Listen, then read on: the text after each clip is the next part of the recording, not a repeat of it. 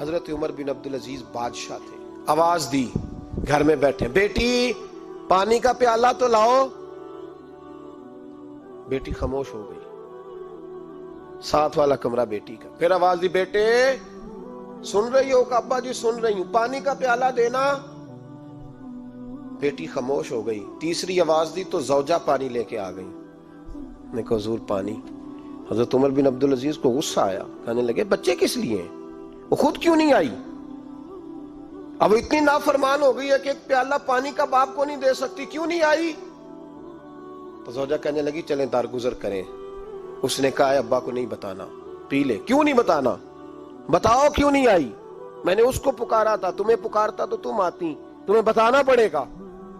جب بات ذرا آگے بڑھی تو ماں تھی نا، بات بیٹی کی تھی، تو اماں رو پڑی، آنکھوں میں آنسو آئے. کہا کیوں روئی ہو؟ کہنے لگی بیٹی کا پجامہ پھٹ گیا، دوسرا ہے نہیں، اور آپ لے کے بھی نہیں دیتے. کمرے میں بیٹھ کے تو پجامہ سی رہی ہے، تو کہہ رہی تھی ابا کو بتانا نا، انہیں تکلیف ہوگی. تو وہ اس کے پاس دوسرا ہوتا تو آ جاتی، ایک ہی تھا، تو اس لیے نہیں آئی. حضرت عمر بن عبدالعزیز اٹھے، سر سجدے میں رکھا، کہنے لگے یا اللہ تیرا شکر ہے، تو نے میرے بچوں کو بقدر ضرورت روزی عطا فرمائی ہے. یا اللہ تیرا شکر ہے. ایک روایت میں نے پڑھی، کلیجہ منہ کو آیا. مصطفیٰ کریم بیٹھے تھے تو سیدہ عائشہ صدیقہ رضی اللہ تعالیٰ نے عرض کی یا رسول اللہ صلی اللہ علیہ وسلم، وہ دیکھیں سیدہ فاطمہ آ گئی ہیں، وہ دیکھیں بی بی صاحبہ بغیر بتائے آ گئیں. حضرت فاطمہ الزہرا آئی، حضور نے فرمایا فاطمہ بغیر اطلاع کے؟ حضور چھوٹا سا کام تھا. کیسے آئی ہو؟ تو بی بی صاحبہ نے نا، عورتوں کا پلو ہوتا ہے نا چادر کا، پلو کھولا تو ایک روٹی بندھی ہوئی تھی، ایک روٹی چادر میں. یہاں لوگ زیور باندھتے ہیں، دولت باندھتے ہیں، ایک روٹی حضرت فاطمہ نے پلو میں باندھی، کھول کے پیش کی. کہ بیٹے یہ کیا ہے؟ کہ ابا جی کئی دنوں سے گھر میں روٹی نہیں پکی تھی، آج علی کچھ جون لائے تھے، پیسے ہیں، چند روٹیاں بنی ہیں، تو بچوں نے تو کھا لیا، تو میرے سامنے بھی ایک روٹی آئی تھی، میں نے لقمہ توڑا ہے تو مجھے خیال آیا پتہ نہیں مصطفیٰ نے کھایا ہے کہ نہیں کھایا، پتہ نہیں حضور نے روٹی کھائی ہے کہ نہیں.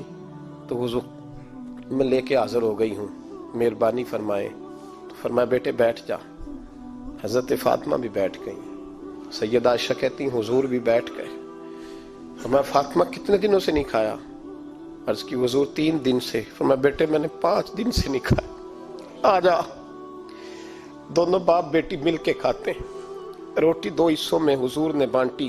فرمایا چلا دی تو کھا، آدھی میں کھاتا ہوں.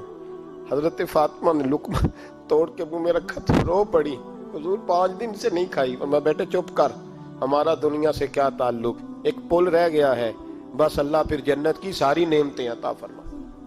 رونے والی بات ہی نہیں ہے اس میں، بس ہمارا کیا تعلق، ایک پل ہے، پھر مالک بڑا کچھ عطا کرے گا. او بھائی، جو کائنات کے مالک و مختار تھے، جو ابرو کا اشارہ کرے تو حضرت جبریل جنت کی نعمتیں لے کے آ جائیں، انہوں نے تو دنیا کی جانب توجہ ہی نہیں کی، ان کا تو خیال ہی نہیں آیا.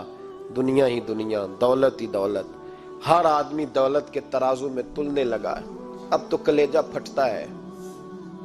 اب تو لوگ پوچھتے ہیں، اور میں کبھی کبھی بڑا مجبور ہوتا ہوں، آزمائش میں آ جاتا ہوں. لوگ کہتے ہیں جناب آپ سے کچھ قرآن کی آیات سننی ہے، آپ کتنے پیسے لیں گے؟ کچھ حدیثیں سننی ہیں، کیا اس کا معاوضہ ہوگا؟ آپ سے اس نبی کا نام سننا ہے جس کا آپ کھاتے ہیں، جس کے نام پر آپ نے عزتیں لی ہیں، ان کا نام سننا ہے. آپ کا ریٹ کتنا، آپ کتنے میں بیچیں گے؟ وہ نعت جو غذا ہے وہ کتنے میں بکے گی؟ جب دنیا داری کا یہ حشر ہو جائے کہ وہ رسول اگر ان کا نام نہ رہے تو ہماری سانسیں ہی نہ چلے، ان کا نام بھی جب اس طرح کمرشل کر کے لیا جائے اور اس طرح وہ چیزیں بھی ریٹ میں آ جائیں.